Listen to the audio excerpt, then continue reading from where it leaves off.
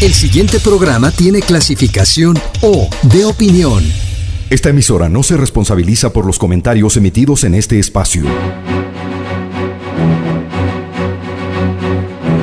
Aquí empieza el programa de opinión donde se analizarán los hechos más importantes de la semana con los mejores analistas.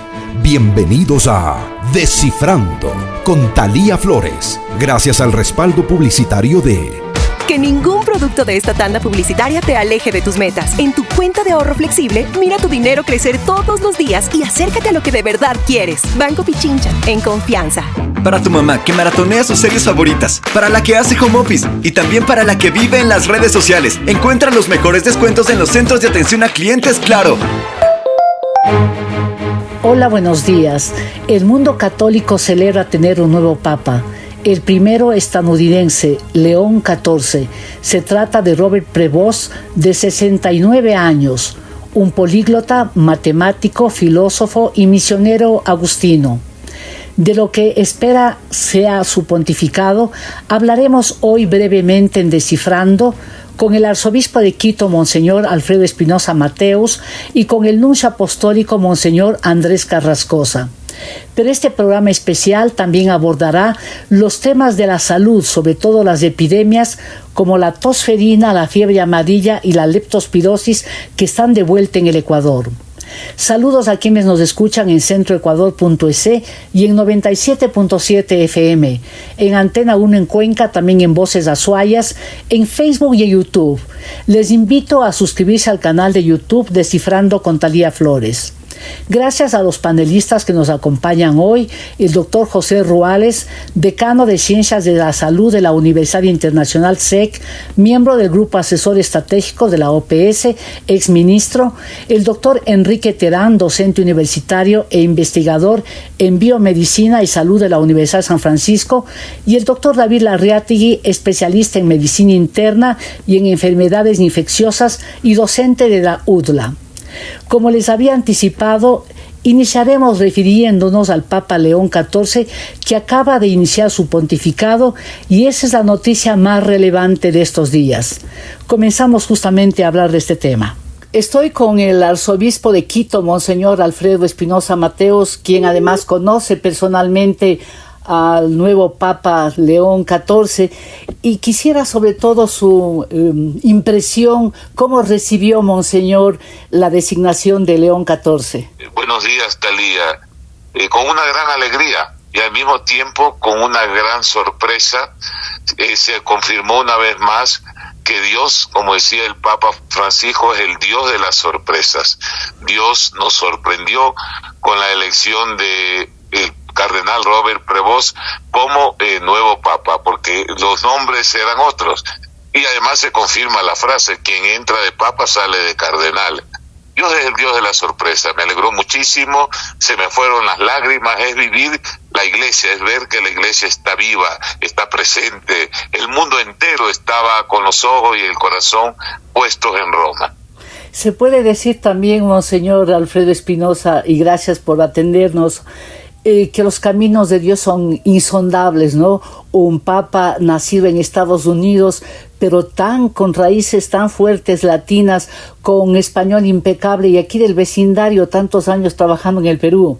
Sí, indudablemente el segundo papa americano del continente americano, y con este olor a América Latina, este olor a un país como es Perú, a un país vecino nuestro, este pastor de un pueblo sencillo, de un pueblo pobre como es su diócesis de Chiclayo.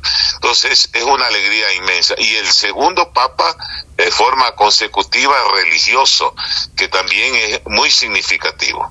Cuéntenos algo de la orden del nuevo papa, los agustinos. ¿Qué es lo que profesan especialmente? ¿Qué les diferencia de las otras congregaciones? Son de las órdenes conventuales, de las órdenes antiguas de la Iglesia.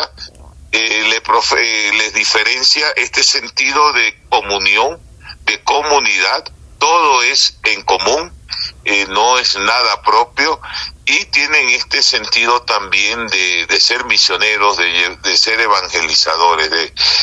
Salieron al mundo nuevo para llevar el evangelio de Cristo. Por eso son de las primeras primeras órdenes que llegaron a nuestra tierra. Este sentido misionero es muy característico en los agustinos. Y usted personalmente, como arzobispo de Quito, y habiéndole conocido y tratado a Monseñor León XIV, ¿qué espera, qué expectativas tiene de su misión como Papa? Creo que el día de ayer él definió su camino, su misión como Santo Padre. Primero su nombre, el nombre de León XIV, que lo une a León XIII, el gran papa de la doctrina social, con la encíclica Rerum Novarum de 1891, que se puede decir que es la encíclica que abre este camino, esta proyección social, esta visión social de la Iglesia en cuanto a un mensaje muy claro que se ha dado en estos más de 100 años. En segundo lugar, él se definió como un profeta de la paz. Para mí, sus palabras, y dio 4 características de la paz: una paz desarmada, desarmante, humilde y perseverante. Estas características, y te dejo a ti, Talía, esa tarea de analizar palabra por palabra, porque nos definen lo que es la paz y el trabajo por la paz.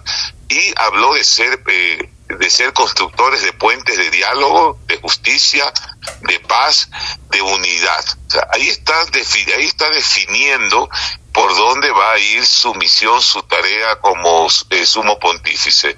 Y esperamos mucho de él, confiamos mucho en que el Señor le dé esa fortaleza y esa salud para esta misión que acaba de asumir. Ahora, fue potente también esa frase que dijo: el mal no prevalecerá. ¿Qué implica eso para el mundo católico, Monseñor Alfredo Espinosa? La esperanza en Dios. El Papa Francisco nos hizo ese mensaje, ese llamado a ser peregrinos de esperanza y confiar que Dios está siempre con nosotros, que no nos vencerá el mal, que creemos en un Dios de la vida, en un Dios que ha resucitado, en Cristo resucitado. Entonces esto nos anima muchísimo y nos da esa fortaleza, esa convicción de saber que aunque parezca que no hay futuro, que hay desesperanza, aunque parezca que no hay salida, el mal no va a prevalecer. Y algo también que se notó, y a mí me encantó, ver un papa tan humano en la logia y en el balcón de San Pedro, un papa que contenía las lágrimas, que se le fueron las lágrimas, la emoción que él tenía en ese momento. O sea, se le vio ese rostro humano, y eso me encantó a mí también. Claro, y eso es en verdad una conexión total con los seres de a pie, como nosotros, como en mi caso yo. Y sobre todo se sintió, ¿no?, que asumió una responsabilidad extraordinaria. Ahora el viernes ya hizo una misa, y habló en inglés, ya hizo algunos pasos. ¿Cómo está viendo usted eso, Monseñor Alfredo Espinosa? Él es un políglota, habla 5 idiomas. El hablar el propio idioma es conectarse con su gente, conectarse con la gente.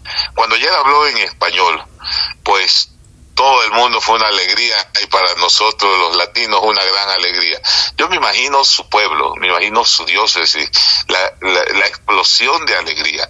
El hablar un idioma de uno es conectarse, es romper barreras y llegar y ser cercano. Y creo que Francisco nos dio un mensaje de mucha cercanía que lo vamos a seguir viendo con el Papa León XIV. Algo importante que sí quiero decirte, Talía, es que mucha gente comienza a comparar, que si usó la esclavina roja, que el zapato.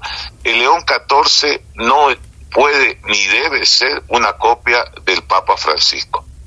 Cada papa es cada papa. Los españoles dicen cada uno con su cada unada, pero no puede ser una copia de Francisco. No podemos esperar eso.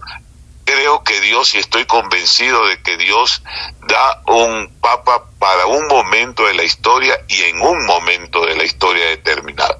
Y Él marcará ese momento de la historia que le tocará vivir. Ahora, fue impresionante, después nos enteramos más detalles de su trabajo. él tenía una responsabilidad enorme en el Vaticano. Realmente era lo que, traspolando a la función pública, digamos, era el jefe de talento humano para nombrar a los arzobispos, pues que tenemos que poner algún símil con lo, para entendernos bien. ¿Cómo fue esa tarea? Porque es enorme, monumental, tratándose del mundo católico. Ya te respondo a tu pregunta, pero el Papa lo llama a la Santa Sede, lo llama al servicio en el dicasterio para los obispos en el 2023. A este hombre, a Robert Prevost, Dios le cambia la vida en 2 años, Talía. 2023 asume esta función y ahora en el 2025 es el Papa.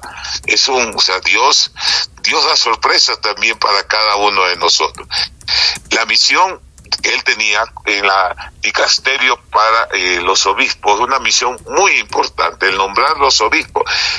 Los obispos se nombran los obispos en un proceso, primero en cada país, en las nunciaturas apostólicas que se hacen las consultas y llegan allá y se hacen los estudios.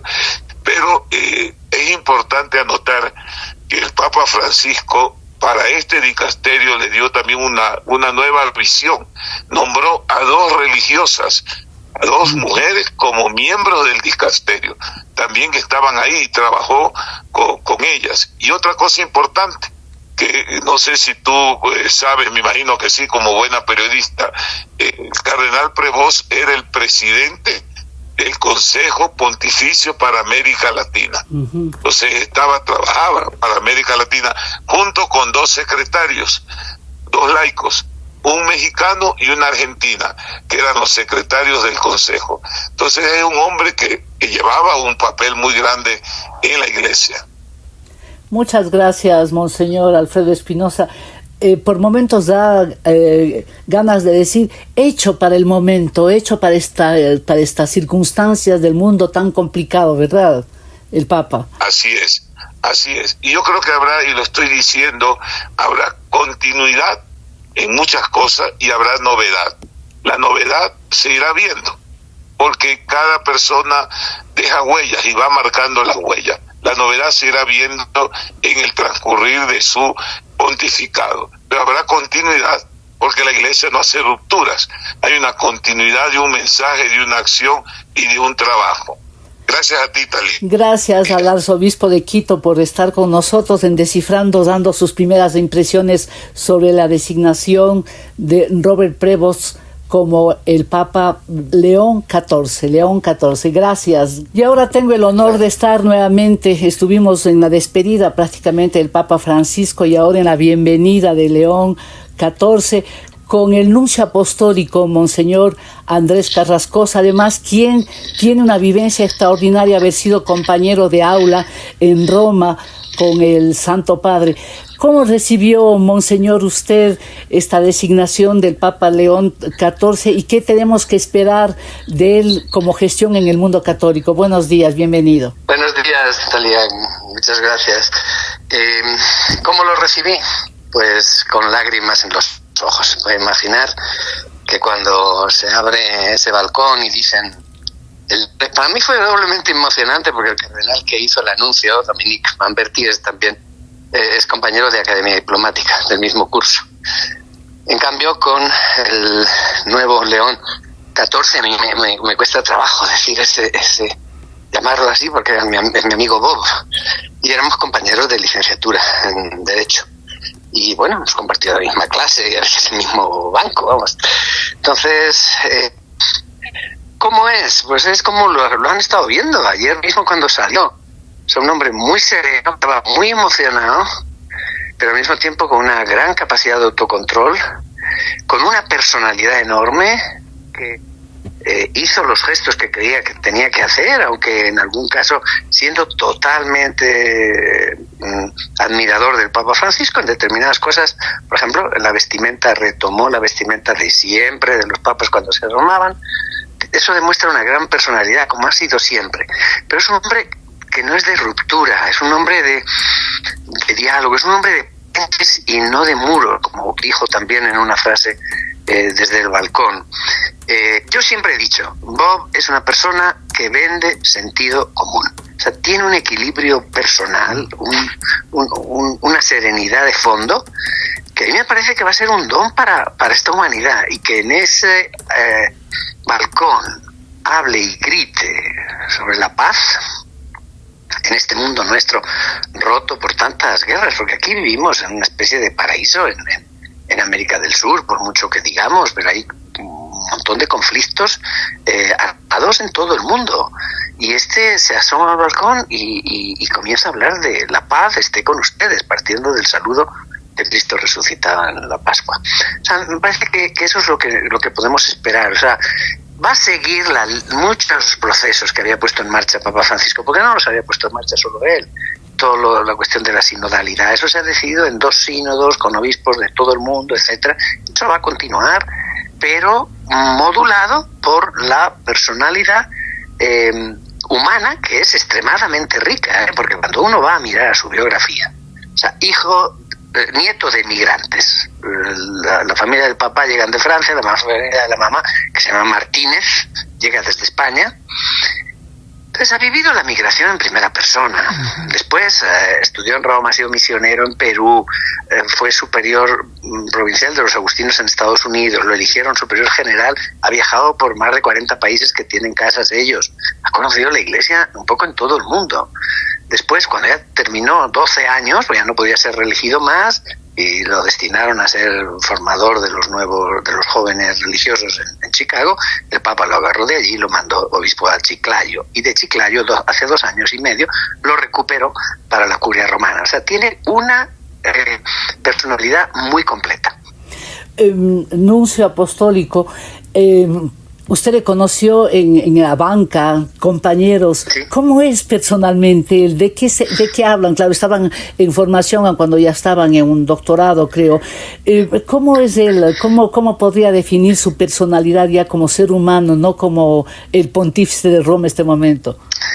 Sí, es yo diría que una persona de una enorme normalidad, o sea, extremadamente responsable, obviamente, en sus estudios, pero también amigo de sus amigos, que en un momento se salía a cenar, se iba, pero muy sencillo, porque van a ver que es un hombre muy, muy sencillo y muy cercano, al mismo tiempo es muy raspado, es serio, pero tiene un humor tremendo, tiene una chispa ahí de fondo que es a veces muy rica. Entonces, en estos días, ayer me cosieron en las redes sociales porque he visto que algunas cosas que yo había puesto en los momentos de dolor en la pandemia, él las había retuiteado. O sea, y ya decían, pero un papa que retuitea un meme de humor. Pues sí, es un hombre así tan normal. Él ha tenido su cuenta de Twitter, no ha sido, o sea, ha hecho algunos comentarios puntuales. Por ejemplo, en un momento el vicepresidente de Estados Unidos tuvo unas afirmaciones sobre la doctrina católica. Él se acaba de convertir al catolicismo y les tuvo que decir, mira, vicepresidente, esto no es así en la Iglesia Católica. O sea, esa personalidad, pero serena, sensata, y un rostro amable que vamos a ir conociendo. Justamente eso, siendo estadounidense, de origen absolutamente latino, viviendo aquí en el vecindario. Yo decía ayer, cuando veía, después de haber leído además su tweet, decía, o sea, el Ecuador está más cercano no solamente por el nuncio apostólico, amigo personal, sino porque viene de aquícito nomás, o sea, de Chiclayo, ha estado todo el tiempo. ¿Qué implica eso en el mundo con los temas de migración como están, con lo que a veces se quiere dar señas o hacer cambios de la Iglesia Católica desde fuera porque se tiene poder? ¿Cómo va a ser eso, monseñor? Mire, es un hombre con los zapatos manchados de barro, porque ayer salía también alguna foto, algunas zonas de su diócesis las tenía que visitar a caballo. Salía en caballo y salía con botas de goma en medio de una inundación, y salía en una olla de comida para la gente necesitada. Es un hombre con mucha sensibilidad hacia quien sufre, pero no de una manera ideológica. Es un acercarse al sufrimiento humano desde lo profundo de la fe de uno para ser de ayuda. Y él está insistiendo, este mundo nos guste o no nos guste, es a este mundo al que el Señor nos llama, y es en este mundo donde tenemos que vivir y tenemos que ser servidores y servidores de nuestros hermanos más necesitados. Esa va a ser una línea que nos va a ir marcando. Ahora, parece realmente como que la decisión fue tan meditada porque es la primera vez que hay un papa de Estados Unidos, un papa estadounidense, pero con las raíces exactamente de lo que es Estados Unidos, formado por las migraciones, construido por todas las, por todas las raíces culturales, inclusive religiosas. ¿Qué significado tiene eso? ¿Cómo se escoge a un papa así para este momento? Vamos a ver, yo creo que se escoge no tanto por la proveniencia. Él ha vivido muy poco en Estados Unidos. Vivió su juventud y luego en algún momento 1 año y medio, 2 como superior provincial y luego no llegó a 1 año como formador. O sea, su personalidad es tan rica de otras experiencias que no decían la prensa es el menos americano de los cardenales americanos. Pero no es solo eso, yo creo que es más la visión de iglesia que este hombre aporta. Y yo quiero hacer un homenaje a los cardenales, que siendo de tan gran diversidad de proveniencia, de 71 países, 233 en 4 votaciones, sacan 2/3. Una persona que no estaba, quiero subrayar también, en ninguna lista de papables. Otra vez más, todas esas listas. Yo cada vez que oía una lista de papables me echaba a reír. Porque decía, esta gente no sabe dónde están parados. Y en cambio este hombre no salió en ninguna. Y a mí yo sabía que este hombre podía ser, pero lo que estaba para mí era una cosa evidente, porque se le conoce de cerca. Y hay mucha gente que hace años que me iba diciendo, si yo tuviera que escoger un papa, podría este hombre. Qué maravilloso. Y finalmente, ¿qué debemos esperar aquí en el Ecuador, nuncio apostólico, además con su cercanía de la gestión que va a hacer el Papa? ¿Cuándo van a hacer? Porque normalmente cuando hay un nuevo poder, y ese es un poder porque él es jefe de Estado, ¿no? Es del Estado del Vaticano. Sí. ¿Cuándo comenzarían cambios, por ejemplo? Bueno, en principio todo esto es muy, muy rápido. Lo primero que tenemos es el día 18, el domingo 18 habrá el inicio solemne del pontificado. Allí irán delegaciones prácticamente de todo el mundo, como si fuera la delegación, fueron delegaciones al funeral del Papa. El gobierno ecuatoriano ya me han dicho que enviarán una delegación. Son fechas que caen mal porque aquí inmediatamente después es la toma de posesión del presidente, pero que habrá una delegación, sí me lo han asegurado.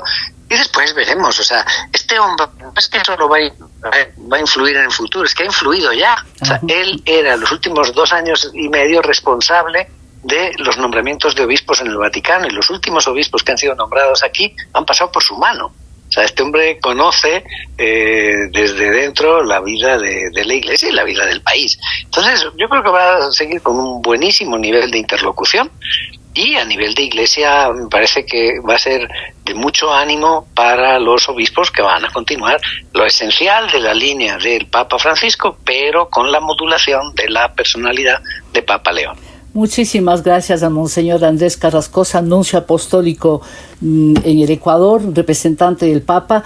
Así es que enhorabuena, y en verdad muy reconocida de estar así brevemente, pero tenía que tener su voz aquí, Monseñor. Muchísimas gracias y buenos días. Gracias y saludos a los oyentes.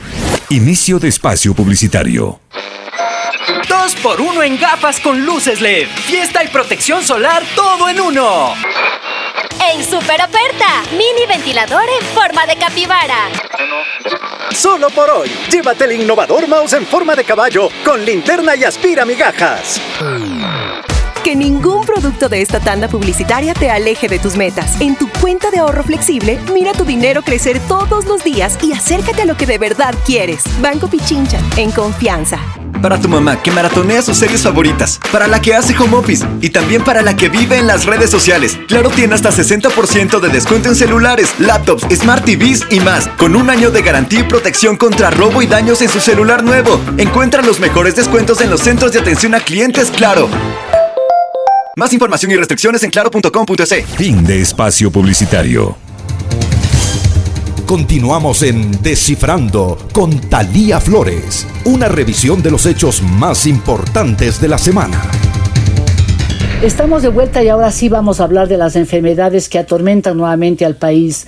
Doctor Ruales, ¿qué está pasando en el Ecuador para que estén de nuevo estas enfermedades que además se han cobrado la vida en Taisha, ¿no?, de algunos niños? Bienvenido, exministro José Ruales, buenos días.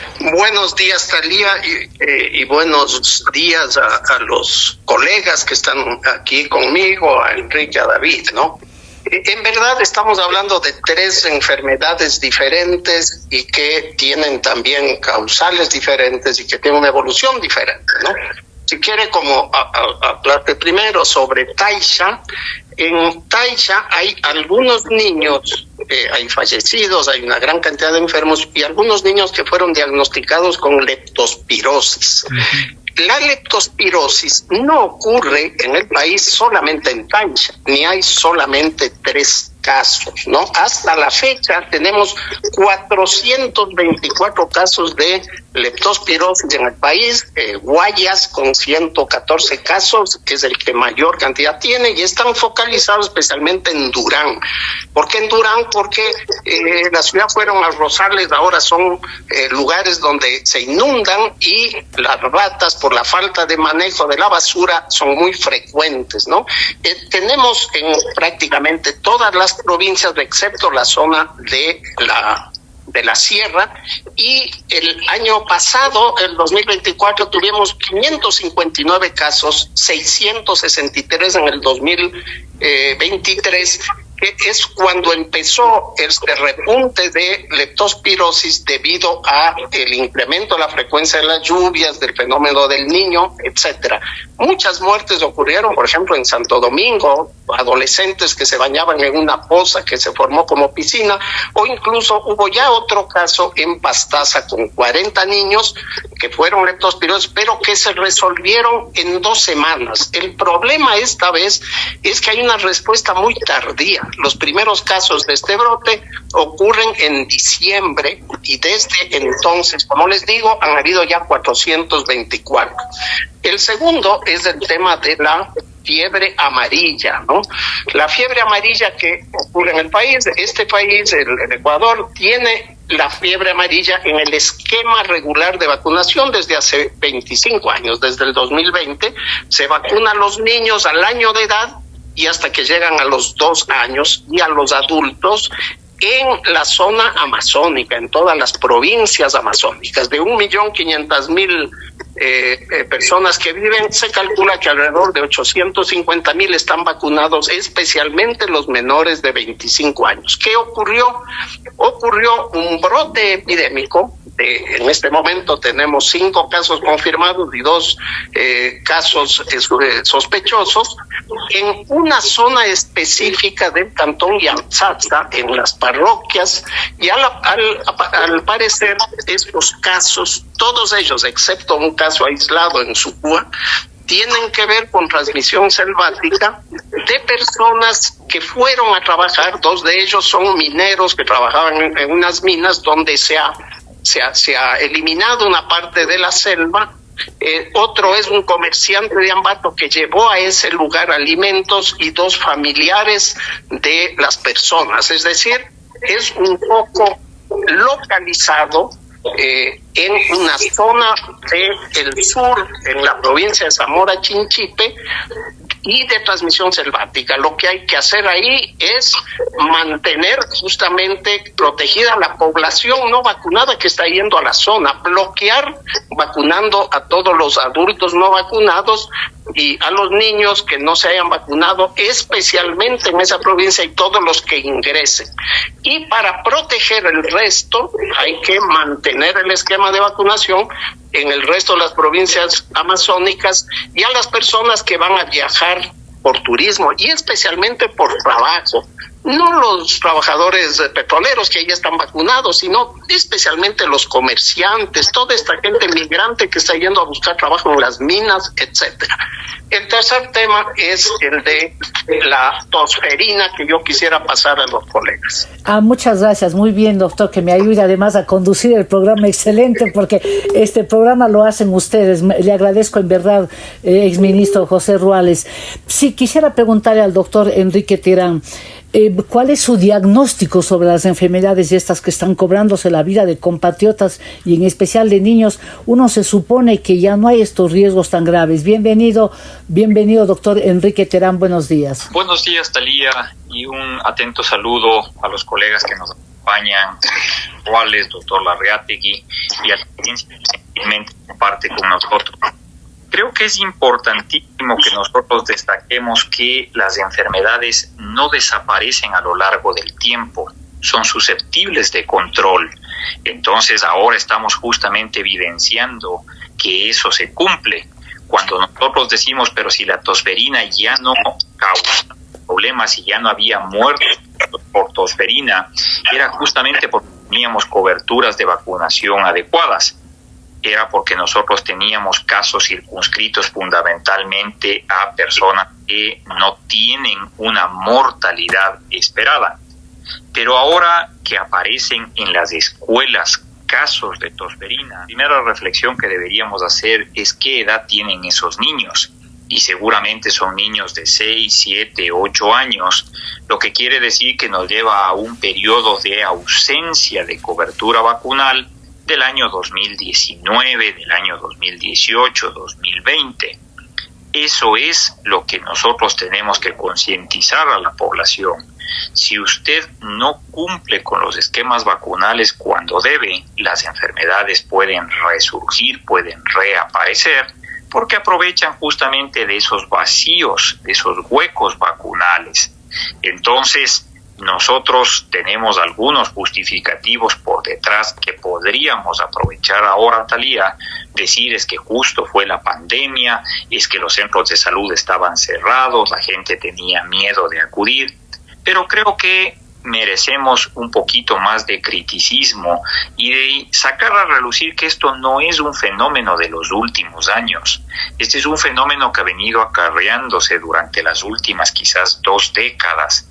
El Ecuador era un país insigne en la región porque tenía coberturas vacunales óptimas, excelentes, diría yo. Reportábamos cumplimientos de 98, 99% en algunos casos, que daban envidia en la región. Y esto era porque el Ministerio de Salud tenía una cultura de vacunación activa. Salían a hacer campañas puerta a puerta en los parques, etcétera, a buscar a los niños que vacunar. Cambiaron las políticas a lo largo del tiempo y el ministerio se volvió más bien reactivo. Que la gente venga a vacunarse, que la gente venga a buscar la vacuna. Y en una realidad como la ecuatoriana, Talía, en que cerca del 40% de la población es remota, vive con dificultades de accesibilidad, es muy poco probable que pueda ser efectivo y las coberturas han ido cayendo a lo largo de los años, de forma tal que hacia el año 2020 se hablaba de que teníamos una cobertura de 85% promedio en las vacunas.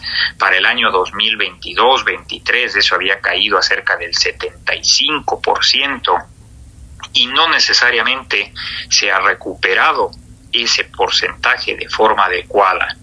A eso súmele un último elemento para terminar con la idea, que es secuela de la pandemia. ¿Qué daño nos hizo la desinformación sobre estrategias vacunales? El miedo infundamentado que se alimentó desde la ignorancia, desde la falta de información, hizo que muchas personas confirmen sus sospechas infundamentadas de que las vacunas son peligrosas, de que las vacunas no sirven, de que para qué vacunarnos. Y eso nos está pasando ahora factura. Doctor, solamente una precisión. Dijo que había la cobertura del 85% en el 2020 y bajó al 75%. ¿En qué fecha? ¿En qué año? Eso aproximadamente es el dato que teníamos para el año 2023. 2023, muy bien. Muchas gracias. Gracias. Si me permite, Talía, en esto yo tengo las cifras exactas, ¿no? Sí, en efecto, el 2020 y 2021, para que sepan, no tuvimos tosferina, tuvimos 0 casos del 2021, pero sí hubo una importante reducción de la cobertura de vacunación en el año 2020 y 2021, que en promedio bajó al 70% las coberturas de vacunación en el 2021. Cuando yo entré al ministerio en el 2021, no había vacuna pentavalente ni rotavirus, ¿no? Entonces hubo que hacer todo un esfuerzo para retomar las coberturas, volviendo a comprar las vacunas y recuerden, hace 2 años hicimos una gran campaña contra polio, sarampión y rubiola, y se vacunó desde mayo hasta agosto, en una campaña bien elaborada, y llegamos al 100% de vacunación en muchas provincias y al 96% en Santo Domingo y Guayas en esas 3 vacunas, y el 2023 se dejó en 91% la vacuna de tosferina, la cual el año pasado volvió a bajar a 76% las 3 primeras dosis y a 54% la 5ª dosis. Gracias. Yo me alegro tanto por las precisiones de ustedes y vamos a ir esto, demos la palabra al doctor David Larriategui, que desde trabajando como él trabaja también en un centro médico, en un hospital, está viviendo lo que es la angustia de la gente, ¿no? Eso. Y quisiera en verdad la visión de cómo están encarando el Ecuador este momento las enfermedades. Muchas de esas se llaman enfermedades de la pobreza, pero también podríamos decir este momento, siguiendo las líneas del doctor Enrique Terán, de la desinformación, porque la gente consumió de mejor manera y eso está el mundo abocado a eso, a las fake news. La gente se cree más la noticia falsa que la noticia verdadera y aquí estamos viendo un efecto terrible y doloroso. Bienvenido, doctor David Larriategui, buenos días. Sí, muchas gracias. Sí, y un poco abocando a las palabras que decía Enrique. Acérquese un poquito más al teléfono, por favor. Un poco hablando de las palabras que decía Enrique, yo creo que el rebrote actual de tosferina, hay muchos factores complejos. También un poco la corresponsabilidad como padres, ¿no? Somos muy reactivos, el ecuatoriano es muy reactivo. Ahora nos ponemos a revisar los carnets de vacunación y tenemos estas colas interminables en los hospitales, en los centros de vacunación. Me he olvidado de vacunar al guagua y revisando que los niños están sin coberturas vacunales y teniendo colas interminables de niños que les faltan vacunas. Pero creo que hay un factor importante de analizar que este rebrote nos trae, que es el que no necesita mayor debate, que creo que fue el cese de la producción nacional de vacunas en el 2014, que yo creo que ese fue una catástrofe biotecnológica, científica y económica para el país. Es decir, cómo el Ecuador, que era un país que producía su propia vacuna DTP, que era la vacuna de la difteria, el tétanos y tosferina, que era Made in Ecuador, era orgullosamente nacional, que no teníamos que ni siquiera importar y que con esa nuestras enfermeras y nuestro personal de vacunación teníamos tasas de vacunación del 99.5%, porque la teníamos ahí, la vacuna estaba disponible todo el tiempo, no la necesitábamos importar. Se ve como tras el cierre abrupto de este proceso, de la planta de producción de vacunas, pues empieza a haber unas caídas del 16-20% de las tasas de vacunación hasta el 2020-21, que empiezan a caer hasta un 30% las tasas de vacunación. Y ahora estos niños que nacieron entre el 2013 y el 2017, que crecieron en pleno bache de cobertura, están en edad escolar, que es por eso que tenemos estos brotes, y vamos a tener un segundo brote seguramente, que son los niños que nacieron entre el 2018 y en el 2022, y tendremos un segundo brote después. Es que eso es lo que nos va a pasar, porque esos huecos en las murallas inmunológicas nos van a pasar factura, como nos pasará el cierre de lo que fue el SNEM en términos de enfermedades vectoriales, y esto es lo que tenemos que ir planteándonos a futuro. Es decir, ¿qué va a pasar? ¿Podremos nuevamente generar vacunas y cerrar este bache tecnológico, biotecnológico que tuvimos como Ecuador, como país? ¿Cómo cerraron de un plumazo los políticos en el 2014? Hay que decir nombres y apellidos, doctor, y eso hago yo como periodista. Fue en el gobierno de Rafael Correa que se cerró Izquieta Pérez de Guayaquil, que ahora he escuchado a muchísimos médicos decir que tenía una producción maravillosa, pero yo quiero contar que una vez estuve en Brasil y por trabajo periodístico tuve acceso a conversar con gente cómo producen las vacunas a partir de las culebras, ¿no? De las serpientes, y dijeron, pero ustedes en Ecuador tienen una muy buena producción de vacunas, y yo me quedé sorprendida y mencionaron Izquieta Pérez, y a los pocos meses, creo, de esa experiencia estuvo cerrado. Doctor José Ruales, usted que fue ministro, ¿por qué no lo reabrieron o qué habría que hacer para recuperar esa producción de vacunas? Gracias, Talía. Sí, lo que tú mencionas se refiere al suero antiofídico, ¿no? Sí. Eso en mi gestión yo sí retomé para reabrir. ¿Por qué? Porque los venenos de las serpientes nacionales son diferentes a las del Instituto Butantan de Brasil o al Instituto de Costa Rica, en la cual se compra. Y se pueden hacer específicos, ¿no? Pero volviendo al tema, yo sí quisiera decir algo, porque a mí me preocupa mucho y yo quiero decirlo claramente, que me parece que no ha habido una continuidad en las estrategias. Yo les decía que nosotros, en mi caso como ministro, hicimos una gran campaña con 3.4 millones de niños vacunados, todos los que habían. La OPS nos hizo el monitoreo y ratificó que teníamos sobre el 98% de vacunados con esas 3 vacunas y un 91% en vacuna triple. Pero esto se hizo porque el 2021, el 2022, hubo una alerta de la OPS de el resurgimiento del sarampión. Y por eso entonces hicimos todo este trabajo de una manera coordinada. En junio del 2024, hace casi un año, la OPS emitió una alerta epidemiológica sobre tosferina, informando a los países que hay un alto riesgo de transmisión y de resurgimiento de la tosferina, y planteándoles que que fortalezcan las estrategias, la cobertura de las vacunas en los lactantes a los 2, 4, 6 meses, el refuerzo, y que se hagan estas actividades para mejorar las coberturas, que el año pasado, como les digo, en menores de 5 años llegó al 54% apenas. Sin embargo, a pesar de que hubo unas reacciones de los técnicos o a nivel local, en el nivel nacional, el Viceministerio de Gobernanza y Vigilancia Epidemiológica, el responsable del manejo de las epidemias de las enfermedades transmisibles, durante todo el año pasado estuvo dirigido primero por una abogada que venía del Consejo de la Judicatura de Santa Elena, y después por un administrador de empresas experto en relaciones internacionales.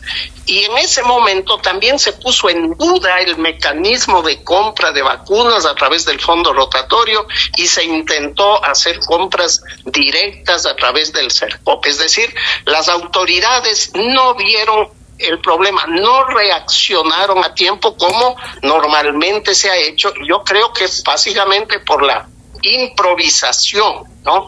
¿Quiénes son ahora los niños, no?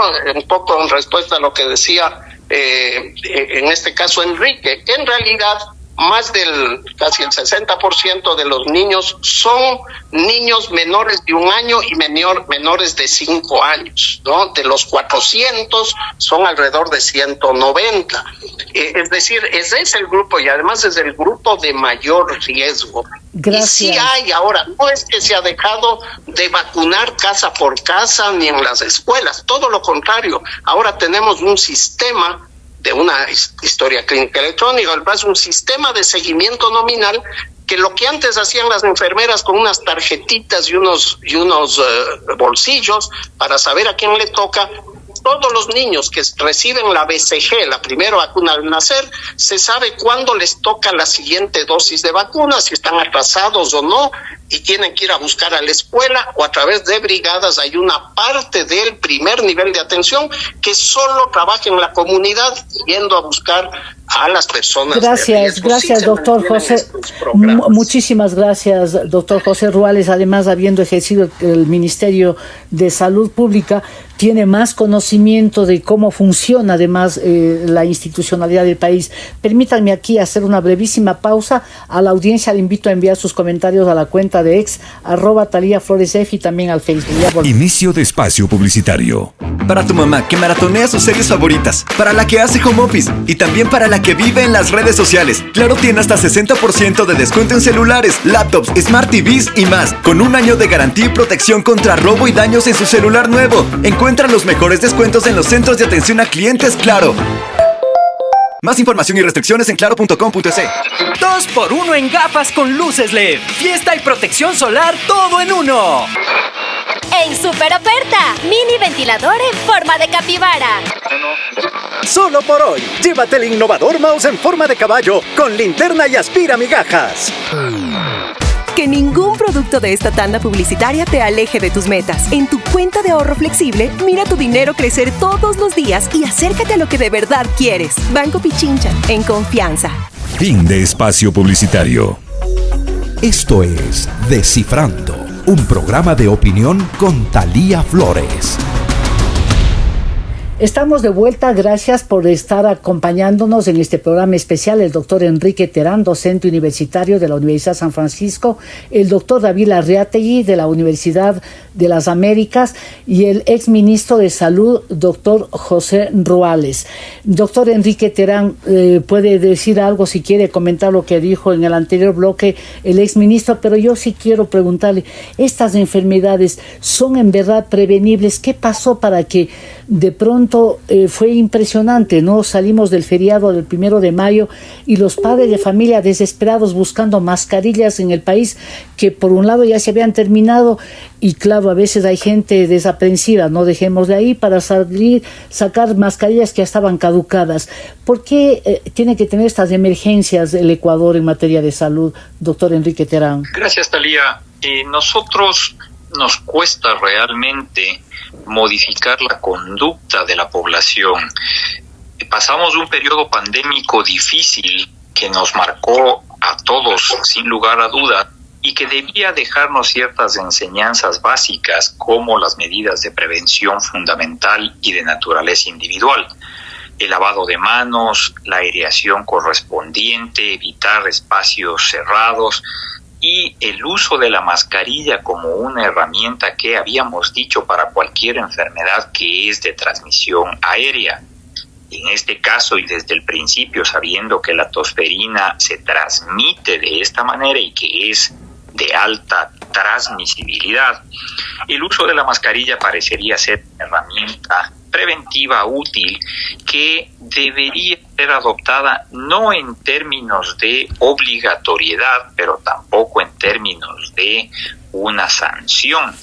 Nosotros cuando vemos que se segrega y que es que solo van a usar los niños que van al sistema escolar en estas 4 provincias, es una manera de segregación que traduce un mensaje comunicacional equivocado. Si a todos nos preocupa que los casos de tosferina puedan crecer, entonces todos deberíamos usar mascarilla. Qué difícil para un niño entender que él tiene que ir con mascarilla a la escuela, pero que su papá que le lleva a la escuela no la utiliza. Entonces, ¿por qué a mí me penalizan? ¿Por qué a mí me ponen esta obligatoriedad? Entonces, ese tipo de cosas hace que nosotros caigamos en cuenta que nos falta educar en prevención en salud. Doctor Ruales, ¿por qué no se tomó en cuenta las alertas de que en el Perú estaban con un problema de brote, creo que de fiebre amarilla, y en Colombia igual, y ya se sabía que está pasando, y justo son las zonas fronterizas donde más ha habido incidencia o propagación de estas enfermedades? ¿Qué está pasando? No hay esa coordinación. Usted trabaja, asesora en la Organización Panamericana de la Salud. ¿Cómo se manejan este tipo de enfermedades que son comunes a los países de la región? Como le digo, en general hay una vez que hay evidencia de este aumento de la incidencia del número de nuevos casos de las enfermedades en una región u otra, y se identifica que aumenta la transmisión, uno de los factores evidentemente es el cambio climático. Los últimos 3 años que hemos tenido lluvias intensas, especialmente el 2023 y ahora hasta este mes de mayo, esas alertas las está mostrando. Hay enfermedades en que estamos avanzando bien. Por ejemplo, en el Ecuador estamos por certificar la eliminación del tracoma. Veníamos avanzando bien en la reducción de la malaria, de 2.500 casos hace 5 años a 400 el año pasado, digamos. Pero hay estas alertas, ¿no? En el caso de tosferina, el año pasado, a los países, la OPS les dijo, miren, tomen medidas, está viniendo el riesgo de transmisión. En el caso de fiebre amarilla, tenemos en los países vecinos, en Colombia, en Perú, en Bolivia, no tienen nuestras coberturas de vacunación. Incluso en el caso de Colombia, el mayor foco está cerca de Tolima, que está más al centro, ¿no? A pesar de que hay casos en la frontera, en Nariño y en Putumayo, pero digamos, el riesgo ahorita y los casos que se han dado son por estas condiciones que alertó la OPS, ¿no? El cambio climático, la movilización de los primates, las condiciones para los mosquitos hematófagos selváticos, la transmisión de animal a humano, la muerte de primates, es decir, que se veía que hay ciertas condiciones, ¿no? Una de las cosas que se debe prevenir de ahora en los próximos meses, por ejemplo, es la transmisión del dengue. Las condiciones para dengue, tenemos cerca de 20,000 casos de dengue, es decir, más que el año 2023, 22, 21, y el año pasado tuvimos 60,000 en todo el año, pero las condiciones favorables climáticas de lluvias dispersas, de criaderos, empiezan a darse a finales de mayo, es decir, ya alerta para dengue para el segundo semestre, y por lo tanto el trabajo de fumigación para matar moscas adultas, de eliminación de criaderos, tiene que hacerse. Estos son conocimientos que tienen los técnicos, que tienen los directivos. Lamentablemente, repito, si se pone a dirigir, puede ser que el ministro de Salud, siendo cínico, haya recibido por herencia conocimiento de su padre y abuelo, pero puede tener asesores, está bien, pero no puede ser que en los puestos técnicos de dirección nacional, de dirección provincial de las zonas, se nombre a personas sin competencias, sin la capacidad. Las alertas están, los mecanismos conocemos, pero hay que aplicarlo con recursos. Y lo último es que lamentablemente, como les decía, hubo una reducción en la ejecución presupuestaria. Por ejemplo, como digo, la leptospirosis está en todo el país, pero en las comunidades indígenas tenemos un proyecto de atención intercultural con médicos familiares que visitan y trabajan en las zonas. Por la reducción del presupuesto no han recibido dinero para gasolina, para transporte, tampoco brigadas de vacunación tienen capacidad de movilización. Gracias, doctor José Ruales.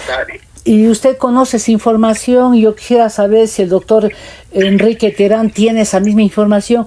¿Por qué no se juntan y hacen un pronunciamiento? Porque esto es la vida de la que está en riesgo, la vida de la gente, sobre todo de los menos favorecidos, digamos, porque los padres que tienen recursos pueden llevar a centros privados a sus niños, pero la gente más vulnerable justamente es vulnerable porque no tiene posibilidades.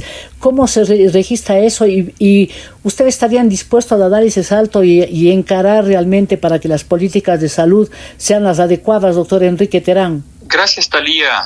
Y la idea es seductora. Desafortunadamente, para que se pueda ejecutar tiene que haber oídos abiertos, y esa es una barrera que encontramos periódicamente a nivel del sistema de salud.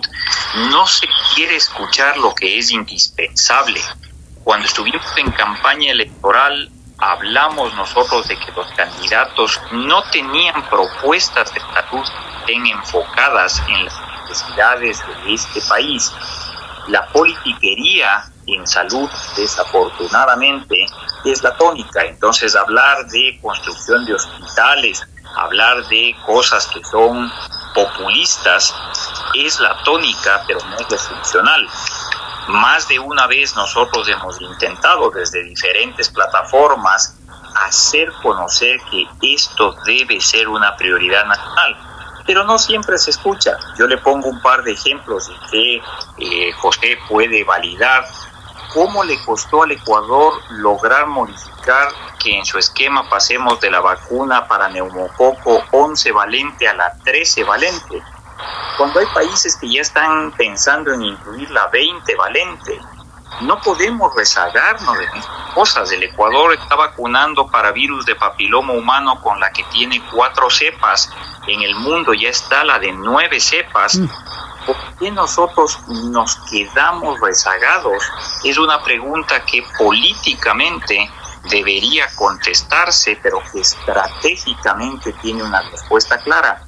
No hay priorización suficiente. Gracias, doctor Enrique Terán. Y le voy a preguntar, ojalá David ya esté mejor ubicado para que la comunicación sea más nítida. Quisiera preguntarle, estas mismas que nos hemos hecho aquí, ¿qué está pasando para que no sigamos un esquema? Y además, como dice el doctor Enrique Terán, estemos rezagados a lo que tienen en otras localidades, y me imagino que los vecinos estarán mejor en ese aspecto, doctor David Larriategui. Sí, bueno, las políticas han sido complejas, ¿no?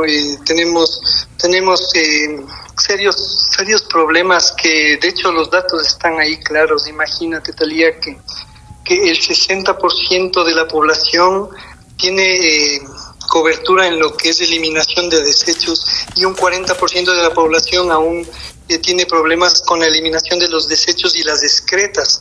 Por eso puedes explicar lo que pasa con la leptospirosis, es decir, hay lugares que aún no eliminan bien sus desechos y sus excretas, no tienen alcantarillado, no tienen eliminación sanitaria adecuada de los desechos se eliminan en donde te terminas bañando, y por eso es que las ratas y la orina de las ratas se termina mezclando con el agua en donde se bañan los niños, y los niños se terminan infectando y terminan generando estas infecciones zoonóticas.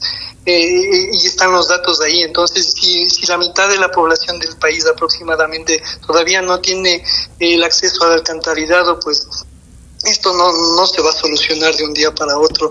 Si tenemos todavía y problemas de que desde que cuando yo era niño, desde los 90, que viene un político y te dice, esta es la última vez que ya no se va a inundar la costa porque ya hemos invertido miles de millones de dólares, y viene un fenómeno del Niño y te inunda toda la costa y las aguas servidas se mezclan con las aguas de riego y etcétera, pues seguirá habiendo un problema, ¿no? Y las endemias de dengue, malaria, fiebre amarilla, zika, chikungunya, y mañana será sarampión, viruela, lo que sea, tendremos infinitamente continuas, ¿no? Porque no es solo el número, porque nuestro sistema de salud es muy activo y no trabaja mucho en prevención, que ese es el problema principal. Y cuando se habla un poco de prevención, de mejorar la vacunación, de trabajar, como decía Enrique, de por ejemplo de empezar a prevenir con nuestras niñas, vacunarles papiloma nonavalente y ya no tetravalente, pues ahí vienen los problemas. Gracias, doctor David Larriategui. Y yo a mi audiencia primero y después a los doctores tengo que decirles que me disculpen porque se acortó tanto el tiempo, pero este tema es tan esencial y a veces en el país de las urgencias, y yo me hago responsable y también me da culpa de no abordar con más frecuencia estos temas que implican la vida de la gente, sobre todo los que no tienen voz en el Ecuador. Pero aquí voy a hacer una brevísima última pausa para volver con la pregunta cuya respuesta genera gran expectativa en la audiencia. Ya volvemos. Inicio de espacio publicitario. 2x1 en gafas con luces LED. Fiesta y protección solar, todo en uno. En super oferta, mini ventilador en forma de capibara. Solo por hoy, llévate el innovador mouse en forma de caballo con linterna y aspira migajas.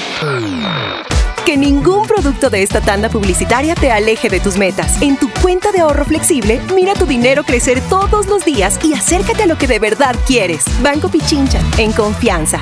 Para tu mamá que maratonea sus series favoritas, para la que hace home office y también para la que vive en las redes sociales. Claro tiene hasta 60% de descuento en celulares, laptops, Smart TVs y más, con un año de garantía y protección contra robo y daños en su celular nuevo. Encuentra los mejores descuentos en los centros de atención a clientes Claro. Más información y restricciones en claro.com.es. Fin de espacio publicitario. ¿A quién le ha ido bien y a quién le ha ido mal en esta semana? Descifrando con Thalía Flores. Estamos de vuelta y la pregunta está planteada. ¿A quién le ha ido mal esta semana, doctor Enrique Terán? Al presidente Trump, haciendo la analogía del Papa. ¿A quién le ha ido mal, doctor David Larriategui? Al Barcelona de Ecuador, que perdió contra el River. ¿Al doctor José Ruales? Al ministro de Salud, que ha comunicado inadecuadamente y generó un pánico innecesario. Y para que nos quede un sabor agradable para el fin de semana, ¿a quién le ha ido bien, doctor Enrique Terán? Le ha ido bien al presidente en su gira. Gracias, doctor David Larriategui. A la Iglesia Católica con el nuevo Papa León. Doctor José Ruales. Al Papa León XIV. Gracias a los panelistas que han estado hoy en este programa especial de Descifrando y a ustedes, amigas y amigos, por su fidelidad. Envíe sus comentarios a la cuenta ex @ThalíaFloresF y también al Facebook. Les espero la próxima semana. Gracias, chao. Aquí termina Descifrando con Thalía Flores.